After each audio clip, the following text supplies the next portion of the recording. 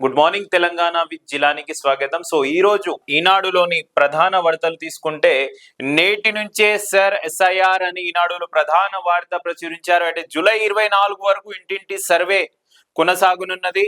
So 3,38,26,448 మంది ఓటర్లకు enumeration పత్రాలు ఇవ్వనున్న బిఎల్ఓలు అంటే తెలంగాణ రాష్ట్ర వ్యాప్తంగా 3,38,26,448 ఓటర్లకు బిఎల్ఓలు ఎన్యూమరేషన్ ఫామ్లు అందజేయనున్నారంట. హైదరాబాద్ లో ఇంగ్లీష్ లో మాత్రమే ఎన్యూమరేషన్ ఫామ్ ఇస్తున్నారు. అదే విధంగా మిగతా జిల్లాలో తెలుగులో పత్రాలు అందజేస్తున్నారు. సో తెలంగాణ రాష్ట్రానికి వస్తే వివరాల్లో వస్తే అసెంబ్లీ నియోజకవర్గాలు మనకు తెలిసినంత వరకు 119 నియోజకవర్గాలు, అదే విధంగా పోలింగ్ బూత్లు 35,985 అండ్ మొత్తం ఓటర్లు 3,38,26,448. మ్యాపింగ్ పూర్తి చేసుకున్న ఓటర్లు 2,38,62,322 అండ్ అన్మ్యాపింగ్ చేసుకున్న వాళ్ళు దాదాపు 1,00,00,000 మంది వరకు ఉన్నారు. అంటే 99,64,126 మంది అన్మ్యాపింగ్ చేసుకున్నారు. షెడ్యూల్ ఇంటింట సర్వే జూన్ 25 నుంచి అంటే ఈ రోజు నుంచి జూలై 24 వరకు ఇంటింటి సర్వే జరుగుతుంది. ముసాయిదా జాబితా ప్రచురణ జూలై 31 అండ్ ఫిర్యాదులు అభ్యర్థుల స్వీకరణ జూలై 31 నుంచి ఆగస్టు 30 వరకు. సందేహాలు ఉన్న ఓటర్లకు నోటీసులు ఇచ్చే సమయం జూలై 31 నుంచి సెప్టెంబర్ 28 వరకు. తుది జాబితా ప్రకటన అక్టోబర్ 1. సో ఓటర్ల జాబితా ప్రత్యేక సమగ్ర సవరణ ఎస్ఐఆర్ కు రంగం సిద్ధమైంది. రాష్ట్రంలో గురువారం సర్వే ప్రక్రియ ప్రారంభం కానుంది. జూలై 24 వరకు కొనసాగనుంది. సర్వేకు కావాల్సిన ఏర్పాట్లు పూర్తయ్యాయి. జిల్లాల వారీగా ఒక్కో ఓటరు పేరుతో 2 ఎన్యూమరేషన్ పత్రాలను ముద్రించి సిద్ధంగా పెట్టుకున్నారు. హైదరాబాద్ జిల్లా పరిధిలో ఇంగ్లీష్, మిగతా జిల్లాలో తెలుగులో పత్రాలను అందజేస్తారు. బిఎల్ఓలు ప్రతిరోజు కనీసం ఒక్కో బూత్ పరిధిలో 50 ఇళ్లకు వెళ్లి ఓటర్లకు వాటిని అందజేయాలి. రాష్ట్రంలో ఉన్న మొత్తం 3,38,26,440 ఓటర్లు వాటిని ఇవ్వాలి. ఓటర్లు వాటిని పూర్తి చేసి వచ్చే నెల 24 లోపు బిఎల్ఓలకు అందించాలి. ఇప్పటికే బిఎల్ఓలకు మండలాల వారీగా సమగ్ర శిక్షణ కూడా ఇచ్చారంట.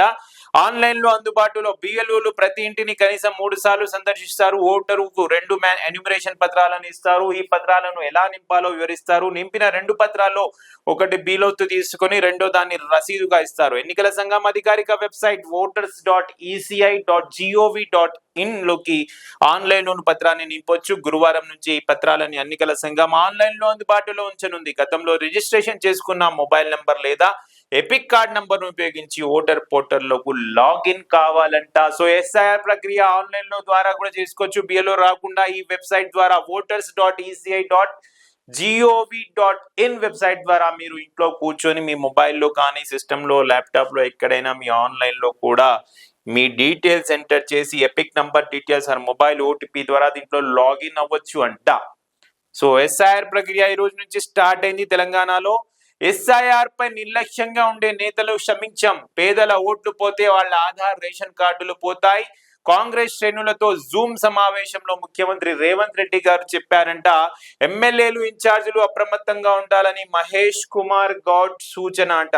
సో కేంద్ర ఎన్నికల సంఘం చేపట్టిన ఓటర్ల జాబితా ప్రత్యేక సవరణ చాలా సీరియస్ అంశమని, దీనిపై నిర్లక్ష్యంగా వ్యవహరించే పార్టీ నేతలను క్షమించబోమని ముఖ్యమంత్రి రేవంత్ రెడ్డి హెచ్చరించారు. అంటే రేవంత్ రెడ్డి గారు వాళ్ళ పార్టీ నేతలకు చెప్పారంట సార్ పై నిర్లక్ష్యం వహించొద్దు అని. అండ్ సార్ జరుగుతున్న తీరు, ఓటర్ల తొలగింపుపై మంత్రులు, ఎమ్మెల్యేలు, ఎంపీలు, కాంగ్రెస్ నియోజకవర్గ ఇన్ఛార్జీలు మరింత అప్రమత్తంగా ఉండాలని ఆయన సూచించారు. ఈ విషయంలో కొందరు నాయకులు నిర్లక్ష్యంగా వ్యవహరిస్తున్నారని, పార్టీకి నష్టం జరుగుతుంటే చూస్తూ ఊరుకోలేమని స్పష్టం చేశారు. బుధవారం సార్ పై జూమ్ ద్వారా సమీక్ష సమావేశంలో పార్టీ నేతలను ఆయన దిశానిర్దేశం చేశారు.